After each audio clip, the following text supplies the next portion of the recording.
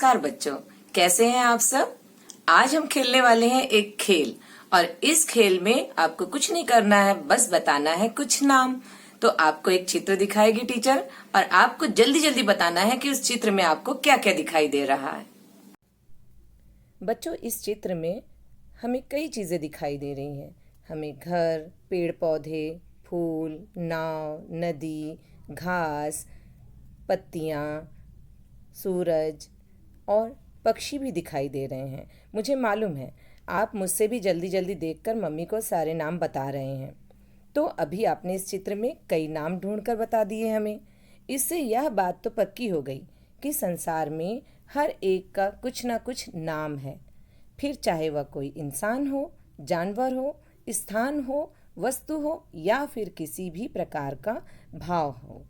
यही नाम व्याकरण की भाषा में संज्ञा के नाम से हम जानते हैं। किसी भी वस्तु, प्राणी, स्थान और भाव का बोध कराने वाले जो शब्द हैं, इन्हें हम संज्ञा कहते हैं, है ना। अभी हमने जो नाम बताए हैं वही संज्ञा है। अब संज्ञा के कितने भेद होते हैं? संज्ञा के 3 भेद होते हैं। आइए देखते हैं कौन कौन से हैं। पहला है व्यक्तिवाचक संज्ञा, दूसरा जातिवाचक संज्ञा और तीसरा है भाववाचक संज्ञा। आइए बच्चों, अब क्रम से जानते हैं व्यक्तिवाचक संज्ञा हम किसे कहते हैं। आप जिसे इंग्लिश में प्रॉपर नाउन कहते हैं वही है व्यक्तिवाचक संज्ञा। जिस शब्द से किसी विशेष यानी कि खास व्यक्ति, प्राणी, वस्तु, स्थान के नाम का बोध होता है उसे हम व्यक्तिवाचक संज्ञा कहते हैं। जैसे कि हमारा स्वयं का नाम व्यक्तिवाचक संज्ञा का उदाहरण है। इसी तरह से बच्चों, जातिवाचक संज्ञा के बारे में जानते हैं। ऐसे शब्द जो कि किसी जाति के सभी व्यक्तियों, स्थानों, प्राणियों का बोध कराते हैं उन्हें हम जातिवाचक संज्ञा कहते हैं। जैसे यदि मैंने फूल कहा तो आपको एक जातिवाचक संज्ञा का शब्द मिल रहा है, लेकिन यदि मैंने कहा गुलाब तो गुलाब या व्यक्तिवाचक संज्ञा का शब्द हो गया है। इसी तरह से बच्चों, भाववाचक संज्ञा के बारे में जानते हैं। जिस शब्द से किसी व्यक्ति के गुण, दोष, दशा आदि का ज्ञान होता है उसे हम भाववाचक संज्ञा कहते हैं। और इसे पहचानने का एक और सरल तरीका है कि इसे हम छू नहीं सकते हैं बच्चों, हम इसे केवल अनुभव करते हैं।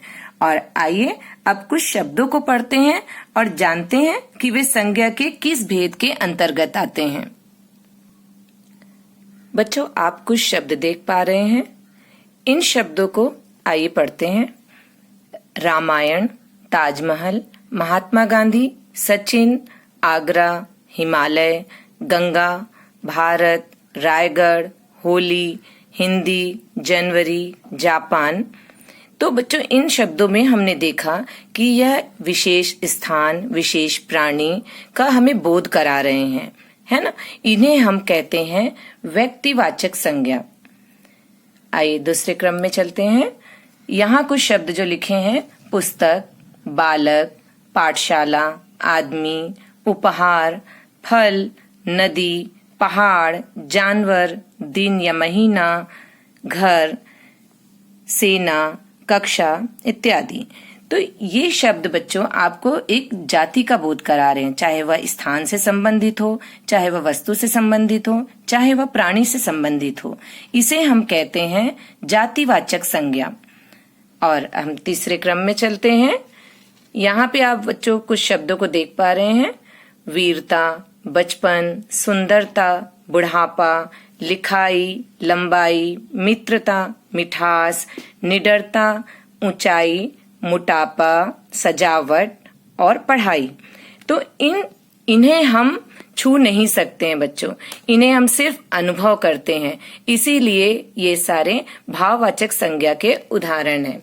उम्मीद है अब आपने संज्ञा किसे कहते हैं और संज्ञा के अलग अलग भेद को अच्छी तरह से जान लिया होगा।